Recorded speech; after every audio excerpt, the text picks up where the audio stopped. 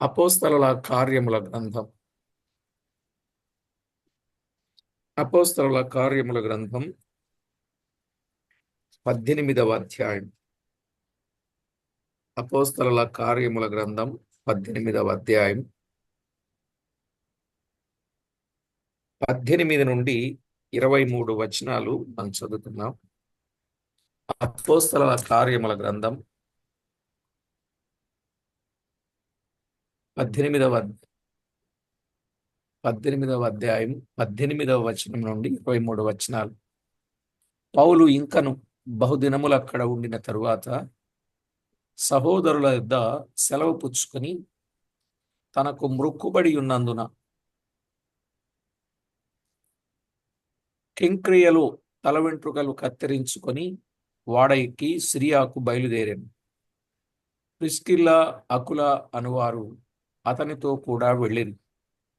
వారు ఎఫెసునకు వచ్చినప్పుడు అతడు వారిని అక్కడ విడిచిపెట్టి తాను మాత్రము సమాజ మందిరములో ప్రవేశించి యూదులతో తర్కించుచుండెను. వారింకాను కొంతకాలముండుమని అతన్ని వేడుకొనగా అతడు ఒప్పక, దేవుని చిత్తమైతే మీ యొద్దకు తిరిగి వత్తునని చెప్పి వారి యొద్ద సెలవు పుచ్చుకొని వాడ ఎక్కి ఎఫెసు నుండి బయలుదేరాను. తరువాత కైసరయ రేవున దిగి యెరూషలేమునకు వెళ్ళి సంఘపు వారిని కుశలమడిగి అంతియొకయకు వచ్చెను. అక్కడ కొంతకాలం ఉండిన తరువాత బయలుదేరి వరుసగా గలతీయ ప్రాంతమందును ఫ్రుగియా యందును సంచరించుచు శిష్యులనందరినీ స్థిరపరచెను. చదవబడిన దైవ లేఖనం కొరకై ప్రార్థన చేసి వాక్యాన్ని ధ్యానం చేద్దాం. ప్రార్థన చేద్దాం. మహిమ కలిగిన మా దేవా, మహోన్నతుడవైన మా ప్రియ ప్రభువా, సర్వాధికారి అయిన మా దేవా, సర్వశక్తి సంపన్నుడా, నిన్న నేడు నిరంతరం ఏకరీతిగా ఉన్నవాడా, మార్పులేని మా ప్రియ ప్రభువా, అత్యున్నత సింహాసనంపై ఆసీనుడిగా ఉండి పరిశుద్ధుడు పరిశుద్ధుడని వేవేల దూతలతో గాన ప్రతిగానములతో స్తుతించబడుచున్నవాడా, పరిశుద్ధతను బట్టి మహనీయుడా, స్తుతి కీర్తనను బట్టి పూజనీయుడా, వేల్పులలో మీ వంటి వాడు ఎవ్వరునూ లేరు మా ప్రభు. అంత ఉన్నతమైన దేవుడవైన మిమ్మును ఘనపరుస్తూ కొనియాడుచు మహిమపరచుచూ ఉండగా మా స్తుతులు స్తోత్రములు మీరు ఆగ్రాణిస్తున్నందుకై మిమ్మును స్తుతిస్తున్నాను. మా ప్రాణప్రియుడా, సమస్త విషయాల్లో మీకు మేము ఆపాదించడానికి మమ్మను మీరు సిద్ధపరచు నడిపించుచూ ఉన్నందుకై మిమ్మను కొనియాడుచూ ఉన్నాం. మా ప్రభువా, పెందలకడని మీ పాద పద్మముల చెంత చేరి మేము వాక్యం అనే పచ్చిక మా కడుపార మేము తిని ఆధ్యాత్మికంగా బలము పొందడానికి కృప చూపుచూ ఉన్నారు. మీ వాక్యము చేత మా గిన్నె నిండి అది పొర్లి ప్రవహించి అనేకులకు ప్రయోజనాన్ని కలిగించేదిగా చేయబోతూ ఉన్నారు. అందును బట్టి మీకు స్తోత్రము చెల్లిస్తున్నాం. దేవా, ఉచితంగా విశేషమైన కృపనిచ్చారు. ఉచితంగా మీ వాక్య సమృద్ధిని మాకు అనుగ్రహిస్తున్నారు. ఉచితంగా దైవ రాజ్యమునకు హక్కుదారులనుగా చేశారు. మా ప్రభువా, రక్షణ ఉచితమే, క్రైస్తవ్యం ఖరీదు అన్నట్టుగా మా ప్రభువా, విలువైన విషయాలు మాకు చేటగా అందిస్తూ మీకు మహిమ ఆపాదించుకుంటున్నందుకు మిమ్మల్ని స్తుతించుచు అల్పుడను బలహీనుడను నిష్ప్రయోజకుడనైన దాసుడను నన్ను మరుగుపరచి మీ నామమునకు మహిమ ఆపాదించుకునమని మా ప్రభు అయిన యేసు క్రీస్తు అమూల్యమైన నామమున స్తోత్రము చెల్లించి స్తుతించి ప్రార్థించి మిక్కిలి వినయముగా బ్రతికులాడి వేడుచూ ఉన్నాం మా పరమ తండ్రి. ఆమేన్. ప్రభునందు ప్రియులారా, మనము చదువుకున్న ఈ వచన భాగాలలో అమూల్యమైన విషయాలు, ఆధ్యాత్మిక సంగతులు తేటగా మనము నేర్చుకుని ఆయన నామాన్ని మహిమపరచుదాం.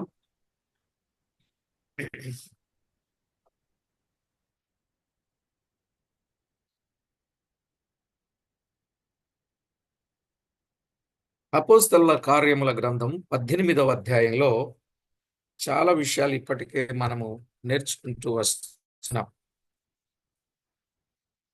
సొస్తేనేసును న్యాయపీఠం దగ్గరకు తీసుకొని వచ్చారని మనము గత వర్తమానంలో విన్నాం.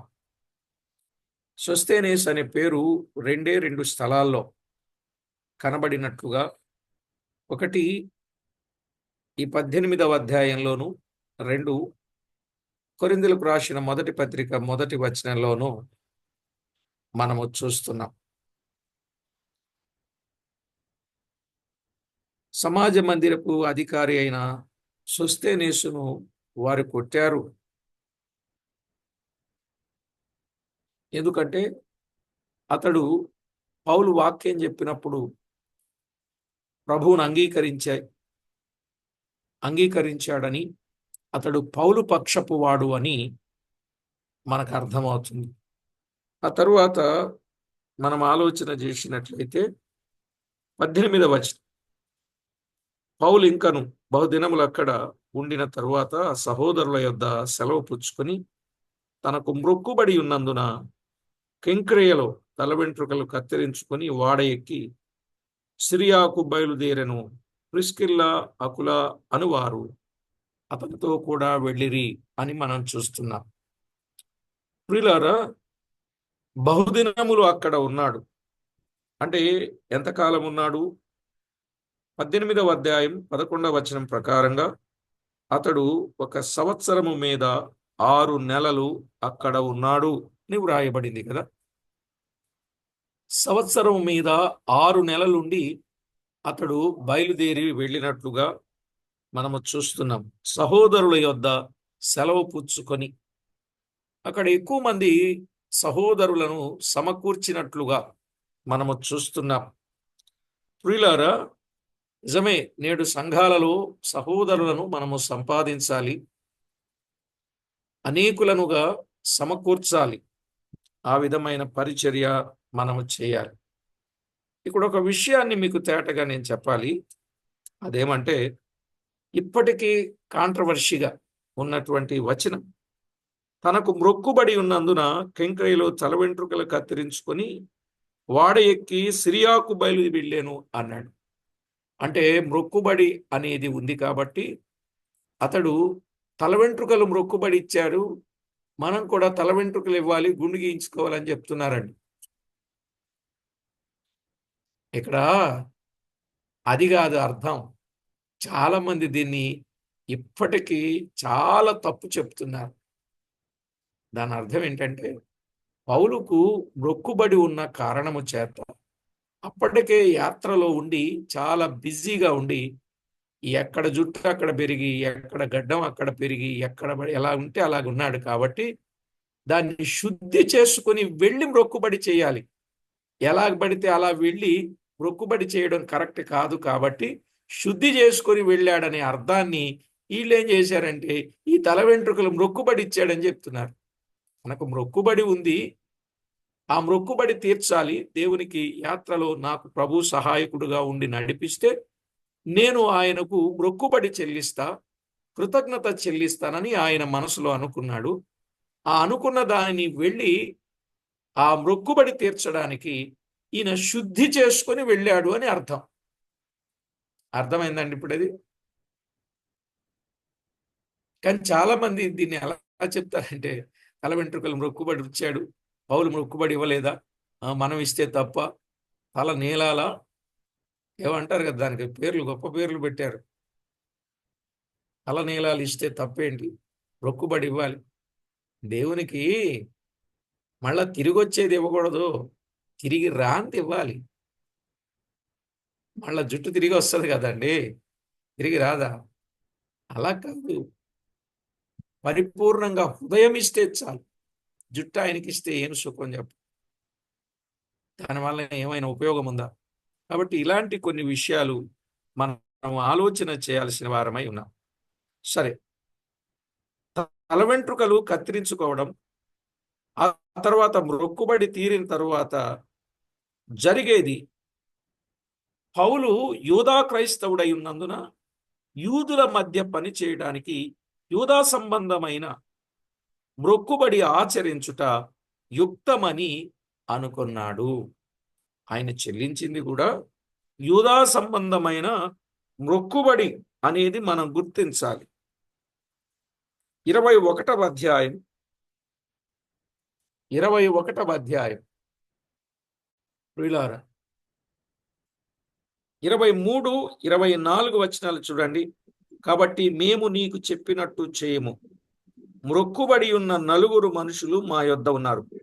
నీవు వారిని వెంటబెట్టుకొని పోయి వారితో కూడా శుద్ధి చేసుకొని వారు తల క్షౌరము చేయించుకొనుటకు వారి కయ్యడి తగులబడి పెట్టుకొనుము. అప్పుడు నిన్ను గూర్చి తాము వినిన వర్తమానము నిజము కాదనియు నీవు ధర్మశాస్త్రమును గైకొని యథావిధిగా నడుచుకొనుచున్నావనియు తెలుసుకొందురు. ఏమండి, ఇక్కడ స్పష్టంగా ఉందా లేదా? ఇంత క్లియర్ కట్ గా వచనాలలో వ్రాయబడి ఉంటే ఎందుకండి రాంగ్ ట్రాక్ లో వెళ్లాల్సిన పరిస్థితులు ఏర్పడుతున్నాయి? దయచేసి చూడండి, ఇక్కడ ఎంత వివరంగా చెప్పాడు. 4 ఉన్నారు, వారికి మొక్కుబడి ఉంది. నీవు వారిని వెంట పెట్టుకుని పోయి వారితో కూడా శుద్ధి చేసుకుని వారు తల క్షౌరము చేయించుకున్నటకు వారి కయ్యడి తగులబడి పెట్టుకొనుము. అంటే అదే క్షౌరశాలకు అయ్యే ఖర్చు పెట్టుకోమని చెప్పాడు. అంటే ఎందుకని? వారు శుద్ధి చేయించుకొని మొక్కుబడి చెల్లించాలి. అది యూదా సంబంధమైన మొక్కుబడి. ఆ మాట ఇంకా మీరు గమనిస్తే సంఖ్యాకాండం 6వ అధ్యాయం 1 నుండి 21 వచనం చదవండి. సంఖ్యాకాండం 6వ అధ్యాయం 1 నుండి 21 వచనం.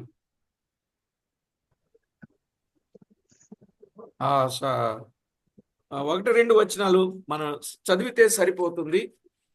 చూడండి, సంఖ్యాకాండం 6వ అధ్యాయం 1-2 వచనాలు. మరి యెహోవా మోషేకి ఇలాగ సెలవిచ్చెను, నీవు ఇశ్రాయేలుతో ఇట్లనము, పురుషుడే గాని స్త్రీయే గాని యెహోవా నాజీరగుటకు ఎవరైనాను మొక్కుకొని తన్ను తాను ప్రత్యేకించుకుని ఎడల వాడు ద్రాక్షారస మద్యములను మానవలెను అన్నాడు. ఇక్కడ మొక్కుబడి ఉన్నందున మొక్కుబడి చేసేటప్పుడు అతడు నాజీరుగా ఉండాలి. నాజీరు అనగా ప్రత్యేకముగా ఉండుట. చాలా పేర్లు ఉన్నాయి ఇక్కడ. 1 ప్రత్యేకముగా ఉండుట, 2 నాజీరు చేయబడుట, 3 మొక్కుకొనుట, 4 వ్రతము బూనుట, 5 సమర్పించుకొనుట, 6 ప్రతిష్ఠించుకొనుట. 6 భావాలున్నాయి. కనుక మొక్కుబడి ఉన్నందున అతడు శుద్ధి చేసుకొని వెళ్ళాడు అనే సత్యాన్ని మనము అర్థం చేసుకోవచ్చు. ప్రియులారా, ఇంకొక మాట కూడా మనం గమనించవచ్చు. కొరింథీయులకు రాసిన మొదటి పత్రికలో 9వ అధ్యాయం 19 నుండి 21 వచనం. కొరింథీయులకు రాసిన మొదటి పత్రిక 9వ అధ్యాయం 19 నుండి 23 వచనాలు మనము చదువుకున్నట్లయితే పౌలు చేసిన పని మనం ఎరుగుదు. ఆయన, నేను అందరి విషయం స్వతంత్రునై ఉన్నను, ఎక్కువ మందిని సంపాదించుకున్నటకై అందరికీ నన్ను నేనే దాసునిగా చేసుకుంటిని అన్నాడు. యూదులను సంపాదించుకున్నటకు యూదులకు యూదుని వలె ఉంటిని, ధర్మశాస్త్రమునకు లోబడిన వారిని సంపాదించుకున్నటకు నేను ధర్మశాస్త్రమునకు లోబడిన వాడను కాకపోయినను ధర్మశాస్త్రమునకు లోబడిన వాని వలె ఉంటిని. దేవుని విషయమై ధర్మశాస్త్రము లేని వాడను కాను గాని క్రీస్తు విషయమై ధర్మశాస్త్రమునకు లోబడిన వాడను అయినను ధర్మశాస్త్రము లేని వానిని సంపాదించుకునుడు ధర్మశాస్త్రము లేని వారికి ధర్మశాస్త్రము లేని వాని వలె ఉంటిని. బలహీనులను సంపాదించుకున్నటకు బలహీనులకు బలహీనుడనైతిని. ఏ విధము చేతనైనను కొందరిని రక్షింపవలనని అందరికీ అన్ని విధముల వాడనైతిని. మరియు నేను సువార్తలో వారితో పాలువాడినకై దాని కొరకై సమస్తము చేయుచున్నాను. ఇదండి, అన్ని విధముల వారికి అన్ని విధముల వాడనైతిని అని ఎందుకు చెప్పాడు? ఏ విధము చేతనైనను కొందరిని రక్షింపాలి. అది ఆయన కాన్సెప్ట్. కనుక ఈ సత్యాన్ని మనం గుర్తించాలి. మనకు ఎవరు శత్రువులు కాదు, దుర్బోధకులే మనకు శత్రువులు. మన శత్రువులు 5 మంది ఉన్నారు, 6 మంది ఉన్నారు మన శత్రువులు. 1, మన కోపం మనకు శత్రువు. 2, మన శరీరం మనకు శత్రువు. 3, పాపం మనకు శత్రువు. 4, లోకము శత్రువు. 5, సాతానుడు శత్రువు. 6, దుర్బోధకులు మన శత్రువులు.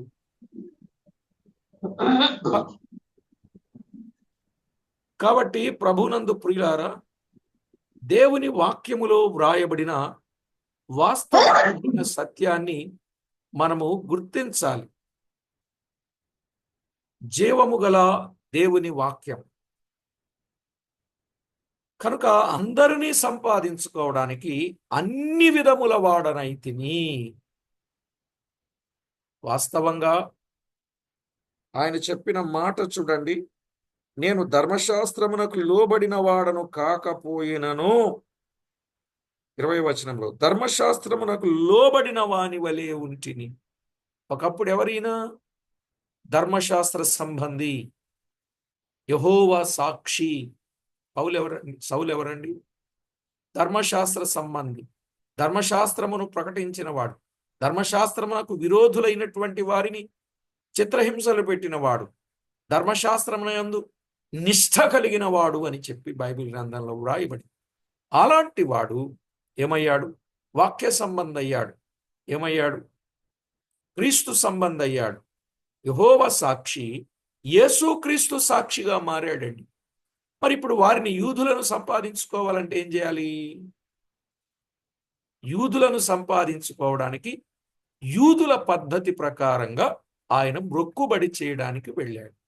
మొక్కుబడి అంటే మరలా చెప్తున్నా, క్షౌరాన్ని, జుట్టుని ఇవ్వటం కాదు, శుద్ధి చేసుకుని అర్పించవలసిన అర్పణలను అర్పించుటకు వెళ్ళాడు.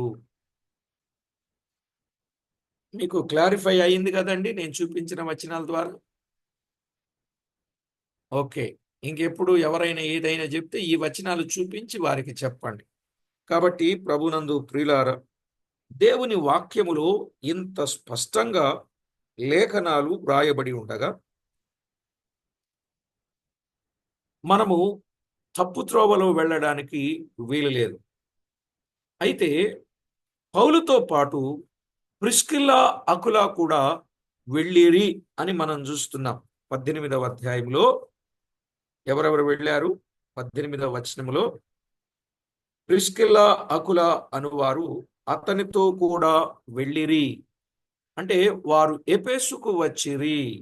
కొరింథు నుండి వారు ఎఫెసుకు వచ్చిరి. 19వ వచనం, వారు ఎఫెసునకు వచ్చినప్పుడు అతడు వారిని అక్కడ విడిచిపెట్టి తాను మాత్రము సమాజ మందిరములో ప్రవేశించి యూదులతో తర్కించుచుండెను అని మనం చూస్తున్నాం. ప్రియులారా, ఇక్కడ మనం గమనించాల్సిన గొప్ప సత్యం, కెంక్రేయ నుండి ఎఫెసు వరకు 250 మైళ్ళండి. కెంక్రేయ నుండి ఎఫెసు వరకు 250 మైళ్ళు. కిలోమీటర్ లెక్కన వేసుకుంటే ఇంకొక 125 కలపండి, 375 మైళ్ళు, 375 కిలోమీటర్లు. ఎఫెసు ఆసియా రాష్ట్రానికి రాజధాని. ఎఫెసు అనేది ఆసియా రాష్ట్రానికి రాజధాని. ఆసియా మైనర్ ప్రాంతంలో అంతటిలో పెద్ద నగరం ఈ ఎఫెసు. ఆసియా మైనర్ ప్రాంతమంతటిలో పెద్ద నగరం ఏదంటే ఆసియా, ఎఫెసు. ఆసియా మైనర్ ప్రాంతమంతటిలో పెద్ద నగరం ఎఫెసు. ఒకసారి దేవుడు పౌలును అక్కడకు వెళ్లకుండా ఆటంకపరిచాడు అని మనం చూస్తాం. ఇక్కడ 16వ అధ్యాయం 6వ వచనం, 16:6, ఆసియాలో వాక్యము చెప్పకూడదని పరిశుద్ధాత్మ వారిని ఆటంకపరచినందున. ఒకప్పుడు ప్రభు పరిశుద్ధాత్ముడు ఎక్కడికి వెళ్ళొద్దని చెప్పాడు? ఆసియాకు వెళ్ళొద్దని చెప్పాడు. అర్థమైందండి? ఇప్పుడు ఆయన అక్కడికే వెళ్ళవలసిన కాలం వచ్చింది. అక్కడ సమాజ మందిరం ఉన్నది అని మనం ఇక్కడ చదువుకున్నాం. అక్కడ సమాజ మందిరం ఉన్నది గనుక పౌలు అందులో ప్రవేశించి యూదులతో తర్కించుచుండెను. యూదులతో ఆయన తర్కించుచు ఉన్నవాడుగా మనము చూస్తున్నాం. ఏమని తర్కిస్తున్నాడు? 17వ అధ్యాయం 2-3 వచనాలే ఆయన తర్కమంతా కూడా. 17వ అధ్యాయం 2-3 వచనాలు.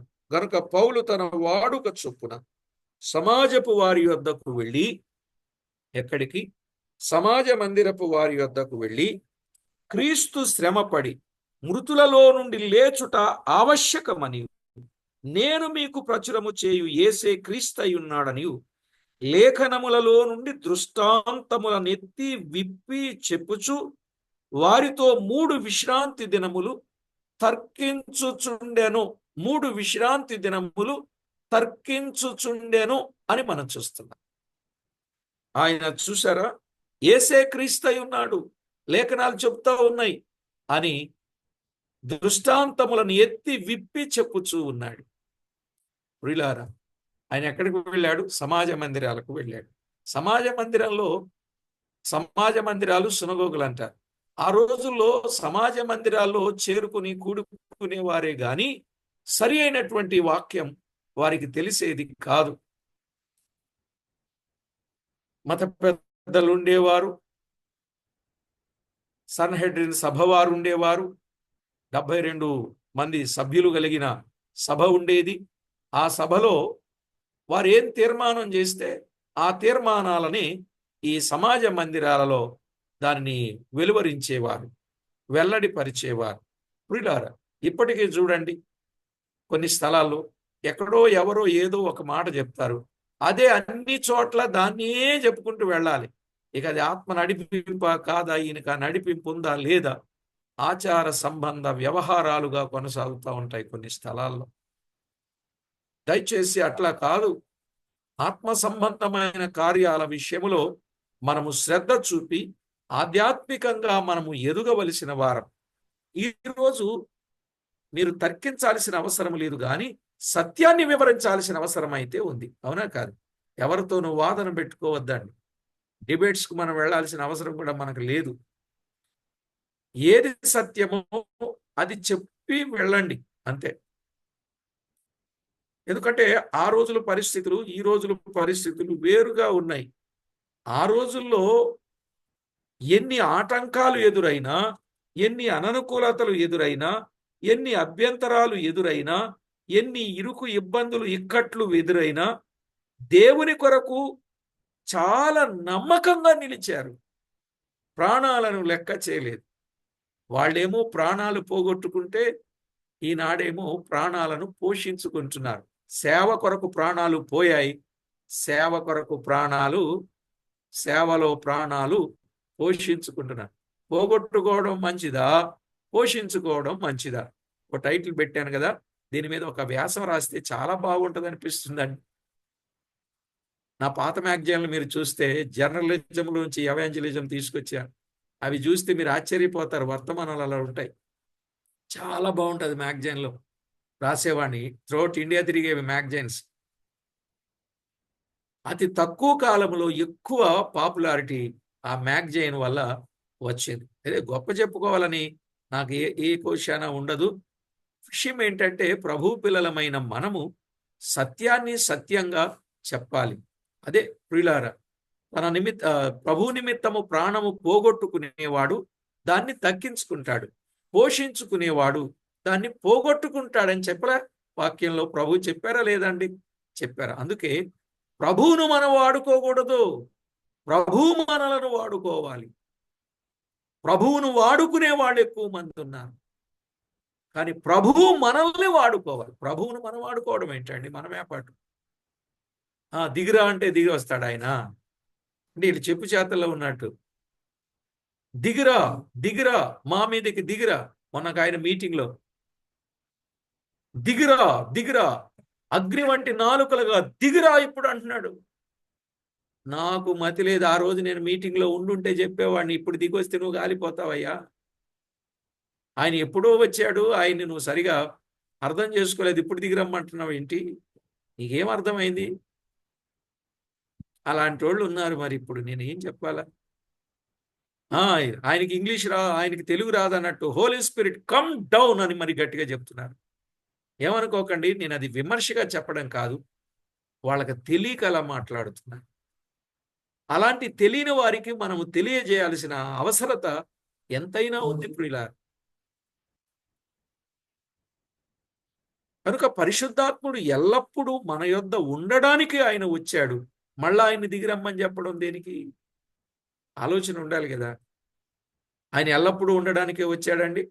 పాత నిబంధనలు అయితే వస్తూ వెళుతూ ఉండేవారు, ఆయన వస్తూ వెళుతూ ఉండేవారు. చాలా మంది ఇక్కడ బైబిల్ కాలేజ్ స్టూడెంట్స్ ఉన్నారు. న్యూమటాలజీ, పరిశుద్ధాత్మ శాస్త్రం ఎంత వివరంగా విన్నారండి? విన్నారా లేదండి? ఎంత వివరంగా, క్లియర్ కట్గా, క్రిస్టల్ క్లియర్గా. నిజంగా పరిశుద్ధాత్మ శాస్త్రం చాలా వివరంగా వినడానికి ప్రభు సహాయం చేశాడు. అసలు ఆ సబ్జెక్టు చాలండి అన్నట్టుగా అంత వివరంగా పరిశుద్ధాత్మను గురించిన వివరాలు చెప్పడం జరిగింది. సరే ప్రియులారా, ఇప్పుడు క్రొత్త బ్యాచ్ కూడా మళ్ళా చెప్తాను. థియాలజీ ప్రాపర్, తండ్రిని గురించిన సంగతి. క్రిస్టాలజీ, క్రీస్తు యేసును గురించిన సంగతి. న్యూటాలజీ, పరిశుద్ధాత్మను గురించిన సంగతి. ఎక్లేషియాలజీ, సంఘశాస్త్రమును గురించిన సంగతి. ఎస్కటాలజీ, మానవుని మరణాంతరం జరిగే విషయం, రెండవ రాకడను గురించిన సంగతి. సోట్రియాలజీ, రక్షణ శాస్త్రమును గురించిన సంగతి. ఏమండి? యుగాంత శాస్త్రం, యుగాంత శాస్త్రం, ఎస్కటాలజీ.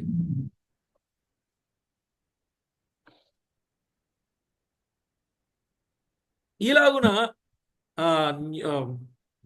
ఏంజియాలజీ, దేవదూతల శాస్త్రం. శాటానాలజీ, దెయ్యాల శాస్త్రం, సాతాను శాస్త్రం. ఇలాగున ఎన్నో సంగతులు మనం వింటాం.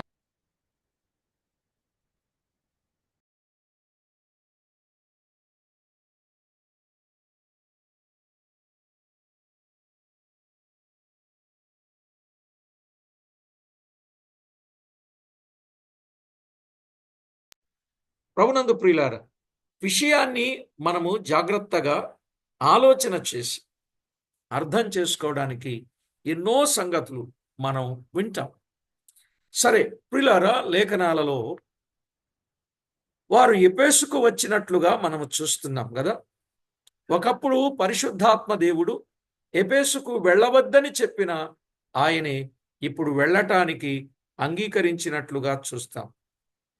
అక్కడ ఉన్నటువంటి సహోదరులు ఏమన్నారు? మా దగ్గర కొంతకాలం ఉండమని అతన్ని వేడుకుంటే అతడు ఒప్పక, దైవచిత్తమైతే మీ వద్దకు తిరిగి వస్తానని చెప్పి ఆయన వెళ్ళినట్లుగా 20, 21, 22 వచనాలలో మనము చూస్తాం. ఇప్పుడు ఎఫెసు నుండి కైసరకు వచ్చినట్లు మనకు అర్థమైంది. ఎఫెసు నుండి ఎక్కడికి వచ్చాడు? కైసరకు వచ్చాడు. 22వ వచనం, తరువాత కైసరియా రేవున దిగి, కైసరియా రేవు అంటే ఎఫెసు నుండి కైసరియాకు 250 మైళ్ళు, 650 మైళ్ళు.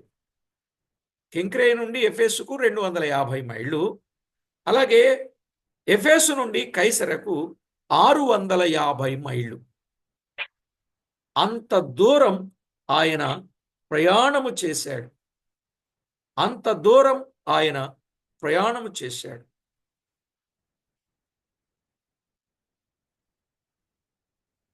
కైసర రేవున దిగి యెరూషలేముకు వెళ్ళి అన్నాడు. కైసర నుండి యెరూషలేముకు వెళ్ళాడు. కైసర నుండి యెరూషలేముకు మళ్ళా 65 మైళ్ళు. కైసర నుండి యెరూషలేముకు 65 మైళ్ళు. అక్కడికి వెళ్ళి సంఘపు వారిని కుశలమడిగి, అక్కడ సంఘం ఉన్నది, ఆ సంఘములో ఉన్న వారిని కుశలమడిగారు. వారి యోగక్షేమాలు, వారి ఆధ్యాత్మిక జీవితం, వారి భక్తి జీవితం, వారి స్పిరిచువల్ గ్రోత్ ఎట్లా ఉంది అని వివరాలు అడిగాడు. చాలా పరామర్శ చాలా బాగా చేశాడు.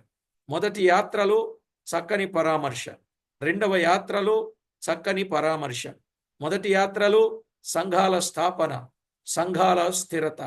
రెండవ యాత్రలో సంఘాల స్థాపన, సంఘాల స్థిరత, సహోదరుల పరామర్శ ఆయన చేస్తూ యాత్ర కొనసాగించినట్లుగా చూస్తున్నాం. ప్రియులారా, ఈ రోజుల్లో పిలుపుంటే సంఘాలకు వెళ్ళాలి. ఆ రోజుల్లో పిలుపు అక్కర్లే, వెళ్ళిపోయేవారు, పని చేసేవారు, ప్రభుకు మహిమ ఆపాదించేవారు. అంత సమర్పణ ఆ రోజుల్లో ఉంది. ఈ రోజుల్లో పిలుపెందుకు కోరుకోవలసి వస్తుంది అనంటే, మనల్ని అక్కడికి పిలిస్తే చక్కని సర్వ సదుపాయాలు చూస్తారు, ప్లస్ వచ్చేటప్పుడు జేబు నిండా ఇవి ఇచ్చి పంపిస్తారు. అందుకని అంటే దేవుడు వాడుకోవడం, దేవుణ్ణి వాడుకోవడం మీరు అర్థం చేసుకుంటే చాలు. సరేనండి, అక్కడ నుండి యెరూషలేము నుండి అంత్యోకయకు బయలుదేరాడు. యెరూషలేము నుండి అంత్యోకయకు బయలుదేరాడు. ఈ యెరూషలేము నుండి మరలా అంత్యోకయకు 320 మైళ్ళు. యెరూషలేము నుండి అంత్యోకయకు 320 మైళ్ళు. అంత్యోకయకు వచ్చెను. ఎక్కడైతే యాత్ర ప్రారంభించాడో అక్కడికే వచ్చాడు. ఏ అంత్యోకయ ఇది? సిరియాలోని అంత్యోకయ. అంత్యోకయలు 2 ఉన్నాయి. ఒకటి సిరియాలోని అంత్యోకయ, 2 పిసిదియాలోని అంత్యోకయ. ఇప్పుడు ఈయన వచ్చిన అంత్యోకయ ఎక్కడికి? ఏ స్థానిక సంఘానికి చెందినవాడుగా ఉన్నాడో అదే స్థానిక సంఘానికి ఆయన చేరి వచ్చాడు. ప్రియులారా, స్థానిక సంఘాలను విడిచిపెట్టకూడదు. అది కూడా సత్యానుసారమైన సంఘములను ఎన్నడూ విడిచిపెట్టకుండా ప్రభువుకు మహిమ ఆపాదించాలని మనవి చేస్తున్నాను. అక్కడ నుండే క్రీస్తు 53లో గలతీ పత్రిక వ్రాశాడు. అక్కడ నుండే క్రీస్తు శకం 53లో గలతీ పత్రిక వ్రాశాడు. అకుల ప్రిస్కిల్ల అనే వారు ఎక్కడున్నారు? వారు మాత్రమే ఎఫెసులో నిలిచిరి. వారు ఎఫెసులో నిలిచిరి. ఆ తర్వాత ప్రభునందు ప్రియులారా, ఇప్పుడు 18వ అధ్యాయం 23 నుండి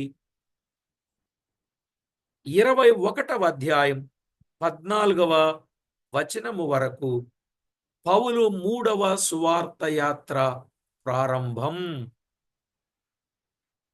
అర్థమైందండి? పౌలు 3వ సువార్త యాత్ర ప్రారంభం. 23వ వచనం చూడండి. అక్కడ కొంతకాలం ఉండిన తరువాత బయలుదేరి వరుసగా గలతీయ ప్రాంతమందును పృగియాయందును సంచరించుచు శిష్యులందరినీ స్థిరపరచెను. ఇక్కడ నుండి 3వ యాత్ర ప్రారంభమండి. ఇక్కడ నుండి 3వ యాత్ర ప్రారంభం. 2వ సువార్త యాత్ర ముగించాడు యెరూషలేము నుండి అంత్యోకయకు వచ్చి. మీరు బాగా గమనించాలి. కొరింథీ నుండి, ఏథెన్సు నుండి కొరింథుకు వచ్చాడు. కొరింథు నుండి ఎఫెసుకు వచ్చాడు. ఎఫెసు నుండి కైసరకు వెళ్ళాడు. కైసరు నుండి యెరూషలేముకు వచ్చాడు. యెరూషలేము నుండి అంత్యోకయకు వచ్చాడు. ఏమండి, ఈ 18వ అధ్యాయంలో మనము చూచినప్పుడు ఎక్కడ? 18వ అధ్యాయం 1వ వచనం, పౌలు ఏథెన్సు నుండి బయలుదేరి కొరింథుకు వచ్చాడు అని మనం చూస్తున్నాం. అవును కదా? ఏథెన్సుకు వచ్చిన ఆయన ఏథెన్సు నుండి కొరింథుకు వచ్చాడు. కొరింథు నుండి ఎక్కడికి వచ్చాడు? 18వ వచనం, కింక్రేయకు వచ్చాడు. కింక్రేయ నుండి ఎక్కడికి వచ్చాడు? 19వ వచనం, ఎఫెసుకు వచ్చాడు. ఎఫెసు నుండి ఎక్కడికి వచ్చాడు? 23వ వచనం, కైసరేకు వచ్చాడు. కైసర్ నుండి ఎక్కడికి వచ్చాడు? యెరూషలేముకు వచ్చాడు. యెరూషలేము నుండి ఎక్కడికి వచ్చాడు? 22వ వచనం, అంత్యోకయకు వచ్చాను అని మనం చూస్తున్నాం. ఎన్ని మజిలీలు చేశాడండి? ఎన్ని మజిలీలు అండి ఈ అధ్యాయంలో? ఎన్ని మజిలీలు? వరుస చెప్పానుగా. 7 మీరెవరూ గుర్తించలే, మళ్ళా చెప్తున్నా. 7 bro. 18వ అధ్యాయం 1వ వచనంలో పౌలు ఏతెన్సు నుండి బయలుదేరి కొరింథునకు వచ్చి ఎక్కడికి వచ్చాడు?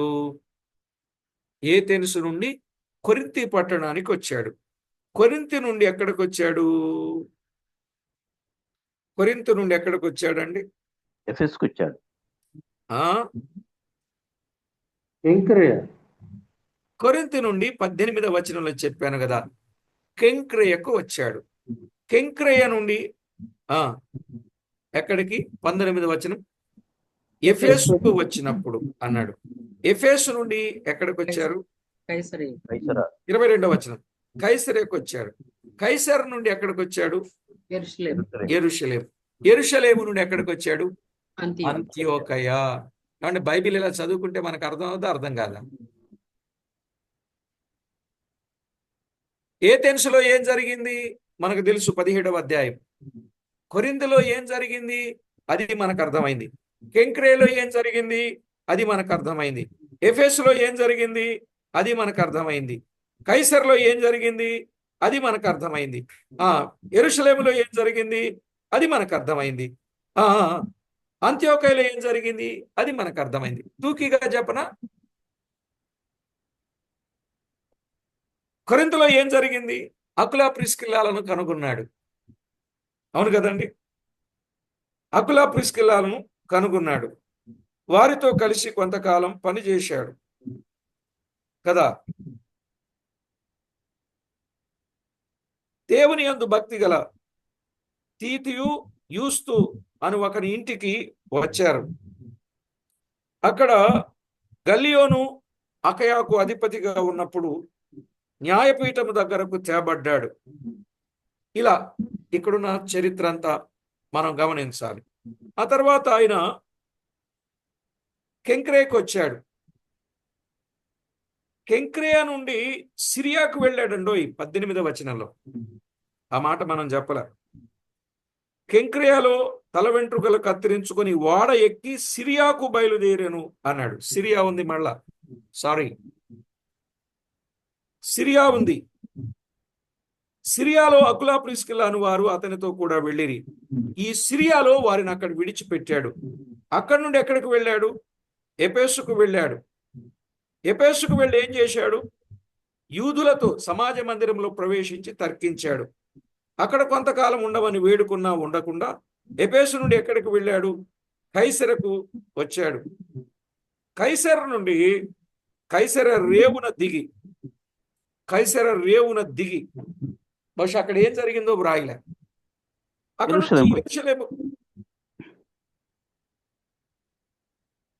అక్కడ నుండి యెరూషలేముకు వెళ్ళి సంఘపు వారిని కుశలం అడిగాడు. ఎఫెసులో సహోదరులను కలుసుకొని కుశలం అడిగారు. అక్కడ నుండి అంత్యోకయకు వచ్చాడు. అంత్యోకయలో సేవా సమాచారం అంతా చెప్పిన సందర్భాలు మనము గుర్తించవచ్చు.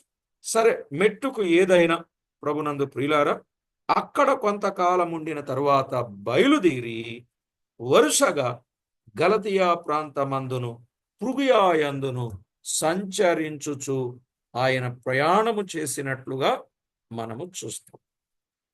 సరే, అక్కడ ఏం జరిగింది, ఆయన ప్రయాణ వివరాలన్నీ తర్వాత పాఠంలో మనము విందాం.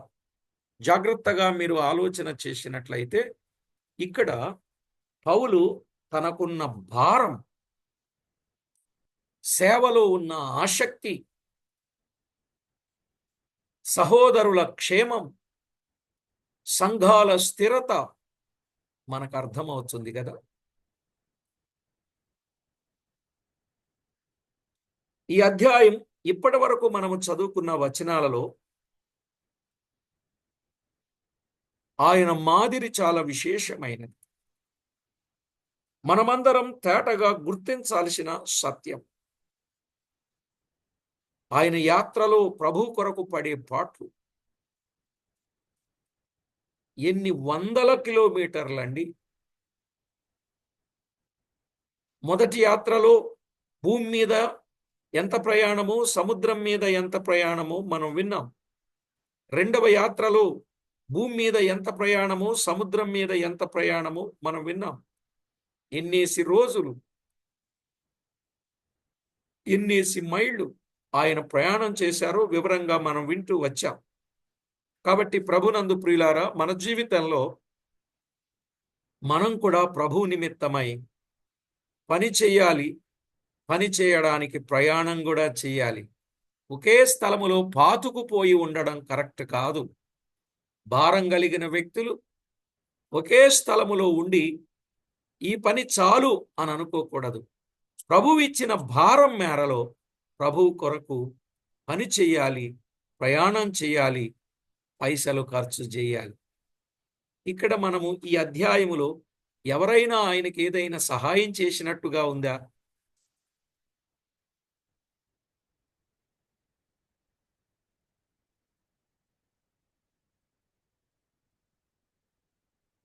ఎవరైనా ఏదైనా పౌలుకు సహాయం చేసినట్టుగా ఉందా? ఇంకా అవసరమైతే కొరింథీలో వారితో కలిసి, పౌలు అదే వృత్తి గలవాడు, డేరాలు కుట్టేవాడు గనుక వారితో కలిసి పని చేయుచుండెను అని మనం చూస్తున్నాం. పని చేసి ప్రయాణం చేసి ప్రభువును ప్రకటన చేశాడు. పని, ప్రయాణం, ప్రకటన, ప్రయాస.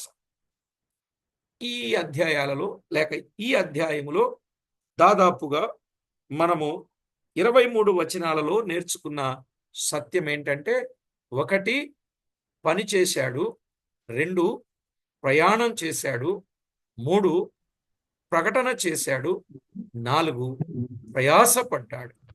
ఫలితం కనబడిందిగా. కనుక ఈనాడు మన జీవితంలో కూడా ఈ 4 పనులు తప్పనిసరిగా ప్రతి ఒక్కరూ చేయాలండి. ఏమేం చేయాలి? 1 పని పని, చేయాలి, ప్రయాణం, ప్రయాస. 2 ప్రయాణము చేయాలి, 3 ప్రకటన చేయాలి, 4 ప్రయాస పడాలి. అప్పుడే ఫలితం అనేది కనబడుతుంది. అప్పుడే ఫలితం అనేది కనబడుతుంది. మనం ఇవేమి చేయకుండా ఫలితం కావాలంటే వచ్చుద్దా? రాదు. పరలోకంలో బహుమానం దొరుకుద్దా? దొరకదు. ఎందుకు చేస్తున్నాడు ఇంత భారంతో? ఇది మనం అర్థం చేసుకోవద్దండి. ఇంత ప్రయాసతో ఆయన ఎందుకు ఇంత ప్రయాస పడ్డాడు? ఎందుకు ఇంత పని చేస్తున్నాడు? ఆయనకంటూ ఒక ఇల్లు వాకిలి, ఆయనకంటూ ఒక స్థితిగతి ఉంటాయా ఉండవా? అన్ని విడిచిపెట్టి దేవుని కొరకు గొప్ప పని చేయడానికి ఎంత పూనుకొని వెళ్ళాడో చూడండి.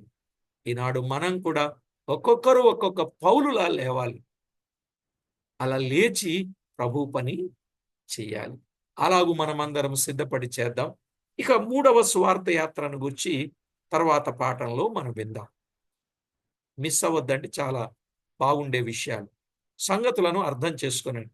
ఇక్కడ అంశవారీగా ప్రసంగం కూడా చేయొచ్చు, కానీ దాటిపోదాం. పరిశుద్ధుడవైన మా తండ్రి, పరమందు ఆసీనుడవైన మా దేవ, మీ ఘననామానికి వందనములు, స్తుతులు, స్తోత్రములు చెల్లిస్తున్నాం. మీ దివ్య లేఖనంలో వ్రాయబడిన సత్యాన్ని బట్టి మీకు స్తోత్రము చెల్లిస్తాం. ఆనాటి పౌలు ఎలాగున పని చేశాడో, ప్రయాణం చేశాడో, ప్రకటన చేశాడో, ప్రయాసపడ్డాడో, అవి ఈనాడు మాకు ఒక గొప్ప పాఠాలు. మా ప్రభువా, మేమందరం పౌలు వలె